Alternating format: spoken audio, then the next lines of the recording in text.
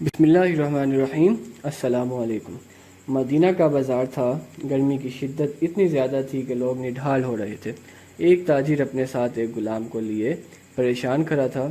غلام جو ابھی بچہ ہی تھا وہ بھی دھوپ میں کھڑا پسینہ پسینہ ہو رہا تھا۔ تاجر کا سارا مال اچھے داموں بک گیا تھا، بس یہ غلام ہی باقی تھا جسے خریدنے میں کوئی بھی دلچسپی نہیں دکھا رہا تھا۔ تاجر سوچ رہا تھا کہ اس غلام کو خرید کر شاید اس نے گھاٹے کا سودا کیا ہے۔ اس نے سوچا تھا کہ اچھا منافع ملے گا، لیکن یہاں تو اصل لاگت ملنا بھی دشوار ہو رہا تھا۔ اس نے سوچ لیا تھا کہ اب اگر یہ غلام پوری قیمت پر بھی بکا تو اسے فوراً بیچ دے گا۔ مدینہ کی ایک لڑکی کی اس غلام پر نظر پڑی تو اس نے تاجر سے پوچھا کہ یہ غلام کتنے کا بیچو گے؟ تاجر نے کہا کہ میں نے اسے اتنے میں لیا ہے اور اتنے کا ہی بیچ دوں گا۔ اس لڑکی نے بچے پر ترس کھایا اور اسے خرید لیا۔ تاجر نے بھی اللہ کا شکر ادا کیا اور واپسی کی راہ لی۔ مکہ سے ابو حذیفہ مدینہ آئے تو انہیں بھی اس لڑکی کا قصہ معلوم ہوا۔ لڑکی کی رحم دلی سے متاثر ہو کر انہوں نے اس کے لیے نکاح کا پیغام بھیجا جو قبول کر لیا گیا۔ یوں واپسی پر وہ لڑکی جس کا نام سبیتا بن یار تھا ان کے ہمراہ گئی، ان کی بیوی بن کر ان کے ہمراہ تھی، اور وہ غلام بھی مالکن کے ساتھ مکہ پہنچ گیا۔ ابو حذیفہ مکہ آ کر اپنے پرانے دوست عثمان ابن عفان سے ملے تو انہیں کچھ بدلا ہوا پایا۔ ان کے رویے میں سرد مہری محسوس کی۔ انہوں نے اپنے دوست سے استفسار کیا کہ عثمان، یہ سرد مہری کیوں؟ عثمان بن عفان نے جواب دیا کہ میں نے اسلام قبول کر لیا ہے اور تم ابھی تک مسلمان نہیں ہوئے، تو اب ہماری دوستی کیسے چل سکتی ہے؟ ابو حذیفہ نے کہا تو پھر مجھے بھی حضرت محمد صلی اللہ علیہ وآلہ وسلم کے پاس لے چلو اور اس اسلام میں داخل کر دو جسے تم نے قبول کر لیا ہے۔ چنانچہ حضرت عثمان رضی اللہ تعالی عنہ نے انہیں نبی کریم صلی اللہ علیہ وآلہ وسلم کی خدمت میں پیش کیا اور وہ کلمہ پڑھ کر دار اسلام میں داخل ہو گئے۔ گھر آ کر انہوں نے اپنی بیوی اور غلام کو اپنے مسلمان ہونے کا بتایا تو ان دونوں نے بھی کلمہ پڑھ لیا۔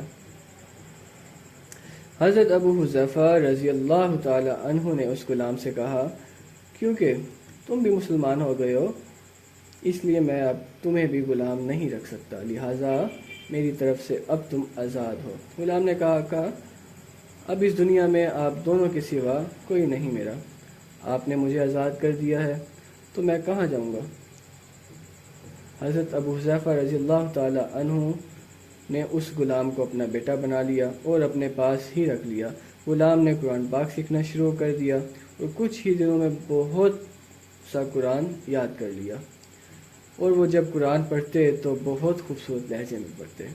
ہجرت کے وقت نبی کریم صلی اللہ علیہ وآلہ وسلم سے پہلے جن صحابی نے مدینہ کی طرف ہجرت کی ان میں حضرت عمر رضی اللہ تعالی عنہ کے ساتھ حضرت ابو حذیفہ رضی اللہ تعالی عنہ اور ان کا یہ لیپ پالک بیٹا بھی تھا۔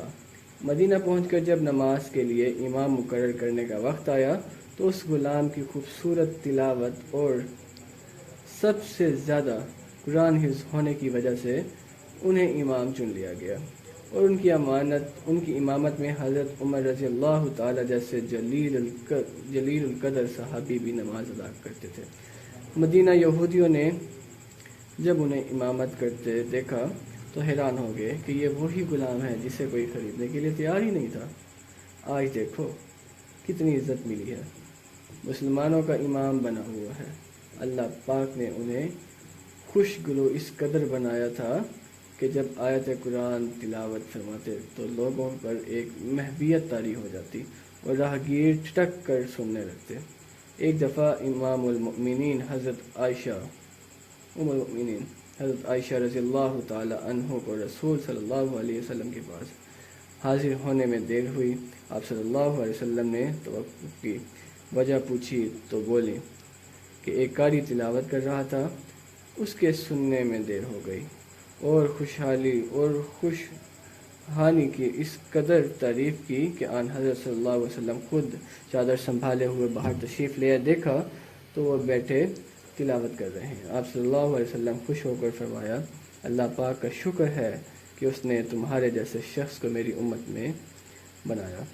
کیا آپ جانتے ہیں کہ یہ خوش قسمت شخص صحابی کون تھے؟ ان کا نام حضرت سالم رضی اللہ تعالی عنہ تھا، جو سالم مولا ابو حذیفہ رضی اللہ عنہ کے نام سے مشہور تھے۔ انہوں نے جنگ موت میں جام شہادت نوش کیا۔ اللہ کروڑ رحمتیں ان پر نازل فرمائے۔